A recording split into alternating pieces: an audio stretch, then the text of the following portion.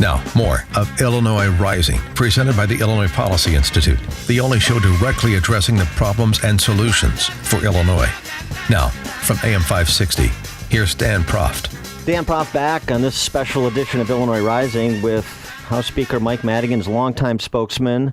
He is Steve Brown, who hails from Washington, Illinois, by the way. Been there about 12 years now. It's a great small-town atmosphere. Yeah.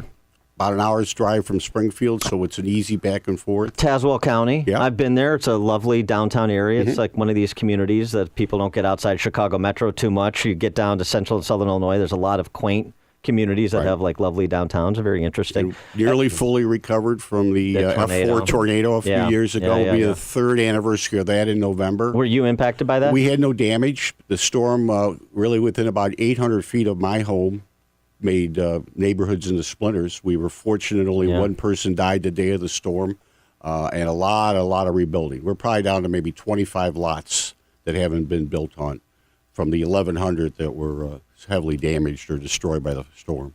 Well, let's talk a little bit about rebuilding Illinois' finances. Sure. So we find ourselves in the bottom 5 or at the bottom in sole possession in almost every quality of life metric and financial solvency metric.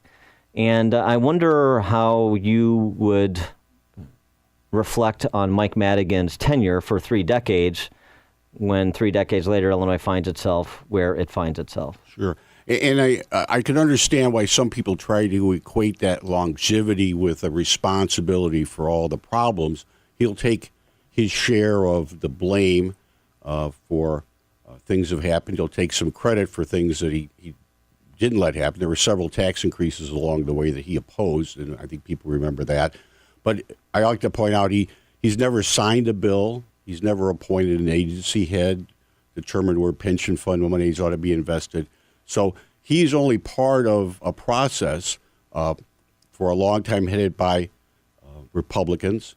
More recently headed by a couple of Democrats, one who just got his prison sentence reaffirmed the other day. Madigan was his co-campaign chairman in the re-election campaign in 2006, I remember. And then as you remember, that all soured pretty quickly, and Madigan became Rod Blagojevich's boogeyman along the way. So we were around some of these things. We weren't around the idea that the pensioners need a 3% compounded COLA.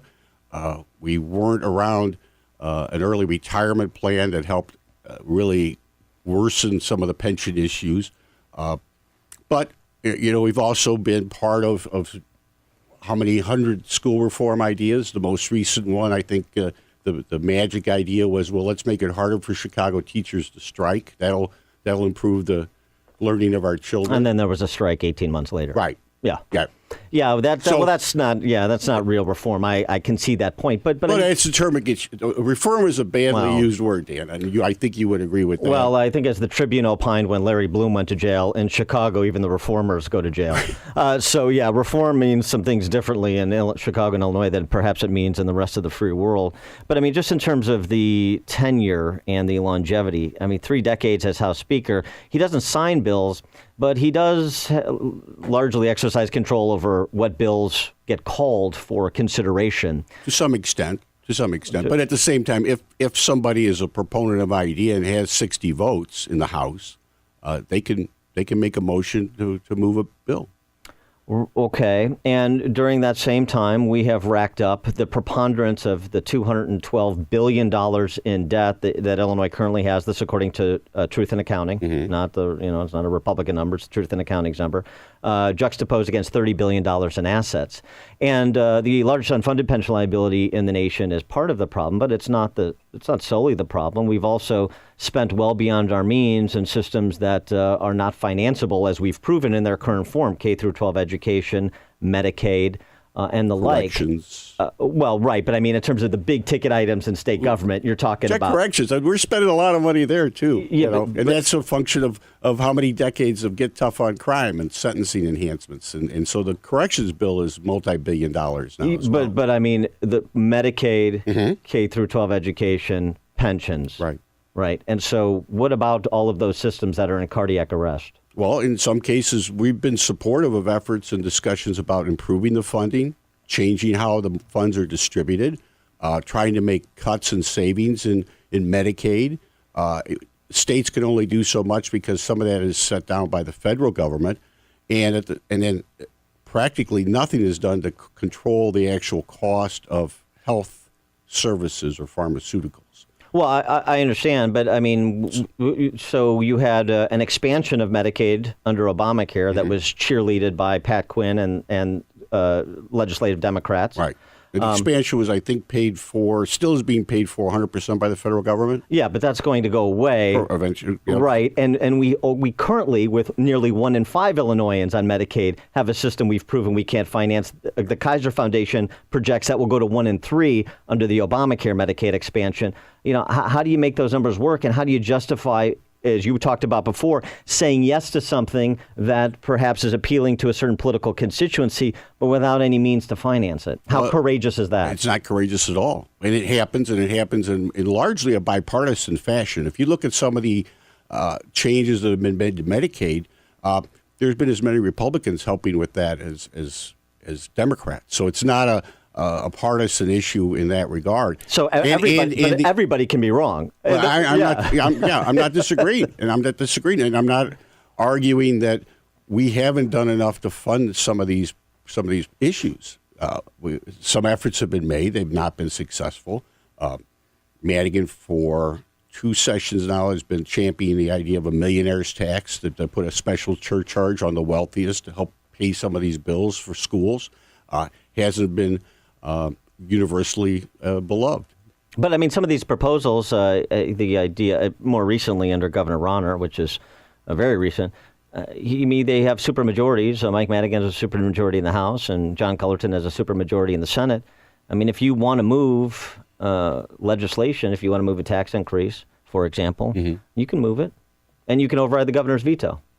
You could certainly send it to his desk, and you haven't done that. Sure, numerically you could. Well, I think you'd have to have a confidence, frankly, in how the money would be spent, and so therein lies an element of the dilemma we're in. I'm not sure right now. There's a lot of confidence in how that spending would occur. Well, the confidence by the people that have been here for 3 decades, while the governor's been here 18 months, and who've run up to $212 billion in debt against $30 billion in assets. Those are the people that aren't confident about how money will be spent? They're the ones with the votes to pass a tax increase. Okay, well, that's fair. Okay. That's fair. Now, speaking of how the money would be spent, it recalls Jimmy John Leotud, the founder of the Jimmy John's sandwich. Okay, sure. So when he left Champaign for Florida, moved his corporate headquarters there, one of the things he said, which I found very instructive, and it still kind of rings in my head several years later, is, I've been successful in life. I'm happy to pay taxes, at a reasonable level. But the thing that really irks me about Springfield, about state government, is the money I send down to state government does not go to finance what they say it's going to finance. And I'm sick of being scammed by a state government I'm financing. Is he wrong? No, I think the money probably is being used to pay for the things they say and for a lot more.